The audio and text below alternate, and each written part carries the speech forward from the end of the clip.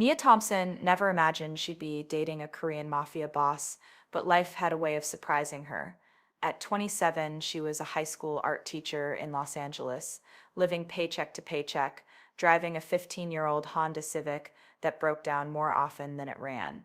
Her world was small but meaningful. Her students, her tiny apartment, her weekend painting sessions. She'd met Han Ji-hoon 6 months ago at an art gallery opening where she'd been showing her work. He'd stood in front of her largest painting, an abstract piece about identity and belonging, for 20 minutes before approaching her. "This speaks to me," he'd said simply, in perfect English with just a hint of accent. "How much?" "It's not for sale yet. The show runs for 2 more weeks. I'll pay double whatever the asking price is right now." Nia had been offended at first. Art wasn't just a transaction, but Ji-hoon had explained himself. "I'm not trying to buy it like a commodity. I'm trying to ensure no one else gets it before I can. That painting understands something about being caught between worlds. I need it." They'd talked for hours that night. Ji-hoon was 34, educated, cultured, and surprisingly introspective for someone who, as she learned later, ran one of the most powerful Korean American organizations on the West Coast. When he finally told her what he did, Nia had been ready to walk away. But Ji-hoon had been honest. "I won't lie to you about who I am or what I do. I inherited this life, and I carry it as best I can. If you can't accept that, I understand, but I'd like the chance to know you better." 6 months later, they were together, an unlikely couple that raised eyebrows wherever they went. Nia's friends worried, her mother was skeptical, but Ji-hoon treated her with a respect and attention she'd never experienced before. As Christmas approached, Nia was excited about her gift for Ji-hoon. She'd painted him a portrait, capturing not his public face, but the private man she'd come to know. It had taken her 3 months, working late into the night after grading papers. "I can't wait for Christmas," she told Ji-hoon over dinner at his penthouse.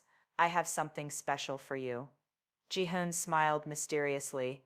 "I have something for you too." Nia laughed. "I told you, nothing expensive." We agreed. "My teacher salary can't compete with your—" She gestured vaguely at his world of wealth. "I remember. Don't worry."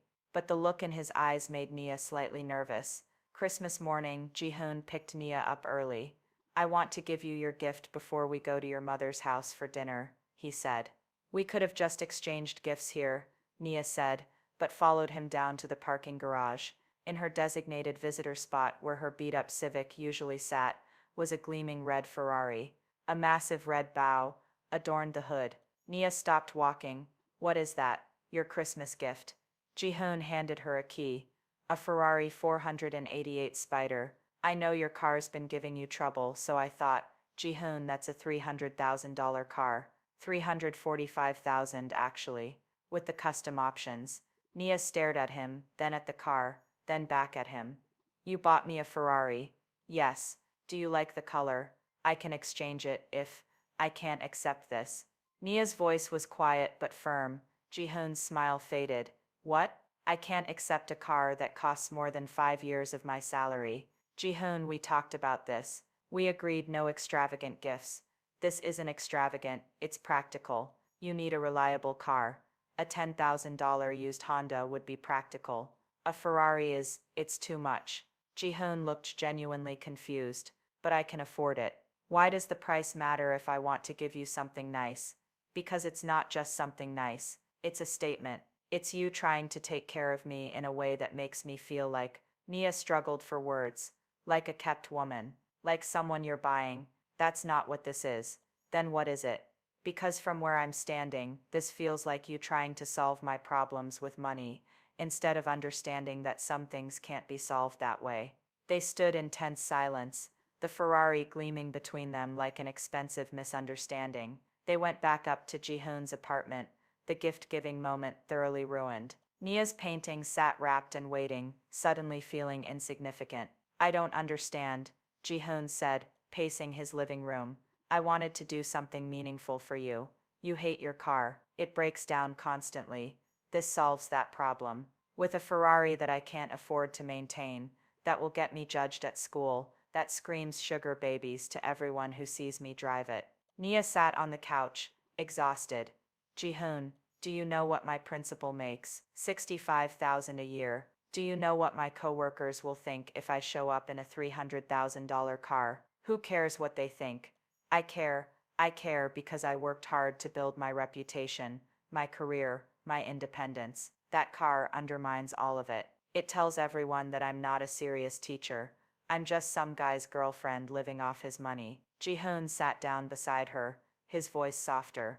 I never thought of it that way. In my world, taking care of people you love means giving them the best. It's how we show care, but I'm not from your world. In mine, accepting something like that means owing something, means becoming dependent, means losing a piece of who I am.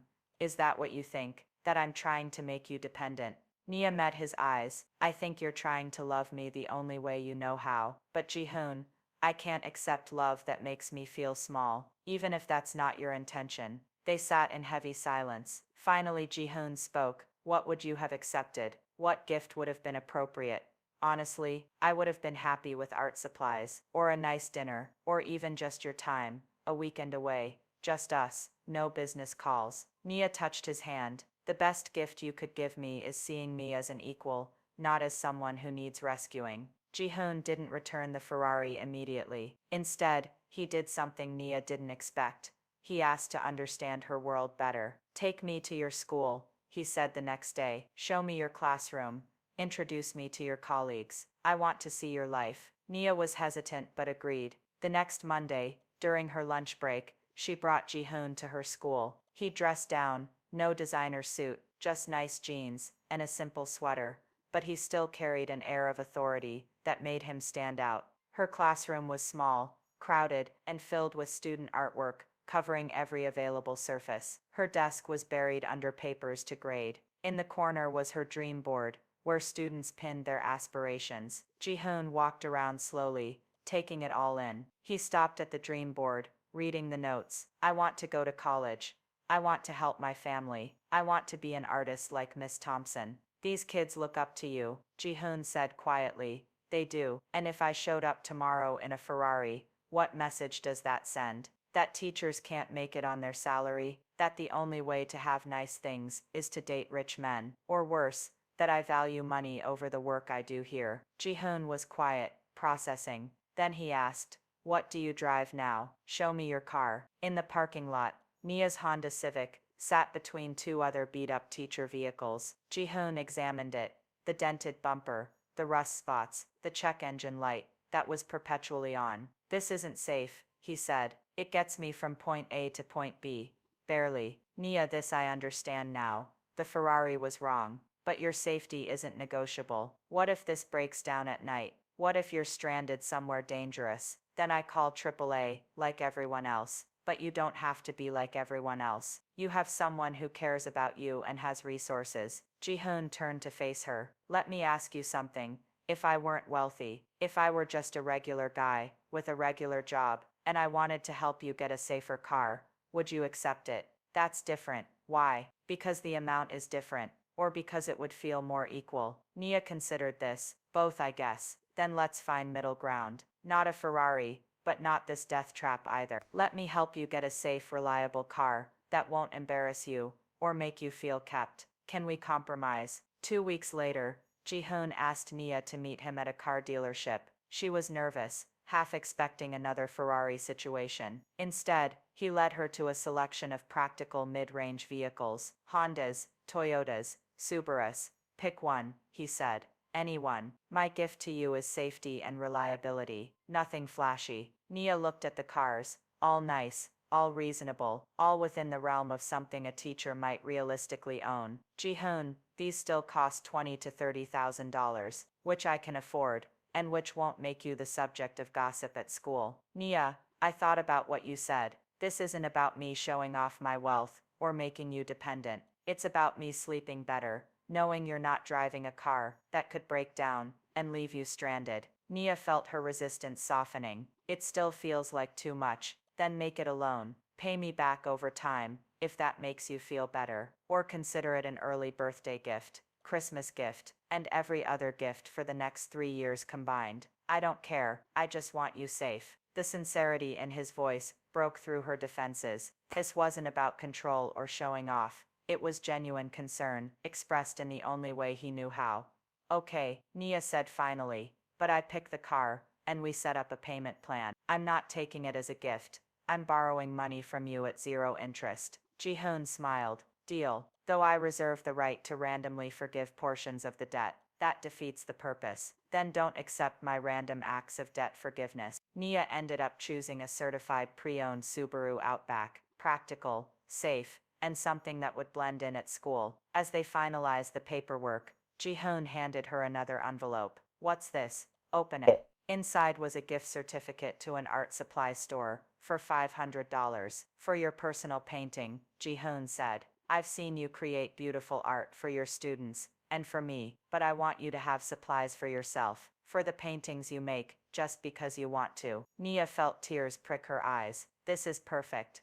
I'm learning, Ji-hoon said softly, learning that love isn't about the size of the gift, but about seeing what someone actually needs. A month later, Nia was at Ji-hoon's penthouse when she noticed something missing from the parking garage. What happened to the Ferrari? I sold it, Ji-hoon said it casually, but watched her reaction carefully. You sold a Ferrari you owned for less than a month. Took a significant loss on it too, but I did something with the money. He pulled out his phone and showed her a receipt. I donated it to your school's art program. It should cover supplies, field trips to museums, and visiting artists for the next 3 years. Nia stared at the donation receipt. $300,000 to her school's art department, made anonymously, through a foundation. Ji-hoon, you taught me something important, that the best gifts aren't about making someone dependent on you. They're about empowering them to be more of who they already are. I couldn't give you the Ferrari without undermining you, but I could take what I would have spent and invest it in something you care about. The school will know it came from you. People will figure it out. Let them. This time, it's not about you. It's about the students. And if anyone asks, you can honestly say, you refused an expensive personal gift, but suggested I support arts education instead. Nia pulled him into a tight embrace. You really do understand now. I'm trying, though I have to admit, I'm still planning to spoil you occasionally, just in smaller, less Ferrari-sized ways. I can accept that, as long as you understand that the best gifts you give me aren't things at all. What are they? Your time, your attention, the way you listen when I talk about my students, the way you're trying to understand my world, even though it's so different from yours. That's what matters. 6 months later, when Nia's Subaru reached its first loan payment milestone, Ji-hoon forgave half the debt without telling her. When she discovered it and confronted him, he just smiled. Consider it payment for all the paintings you've given me. We're even. They weren't even, not financially, but in the ways that mattered.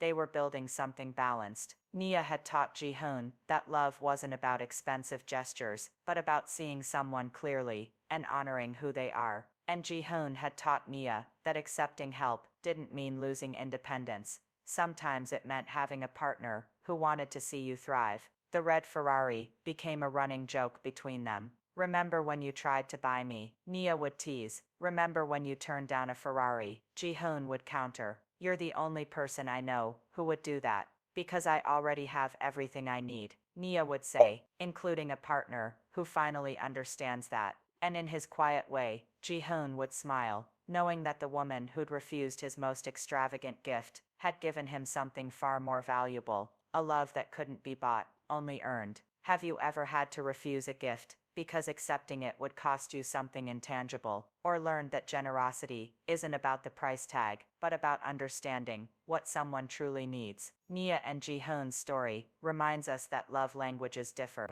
and the best relationships are built when we learn to speak our partner's language instead of just our own. Sometimes saying no to what someone wants to give us is the most loving thing we can do for both of us. What's your story of gift giving gone wrong, or lessons learned about generosity? Share below. We all have those moments when good intentions miss the mark.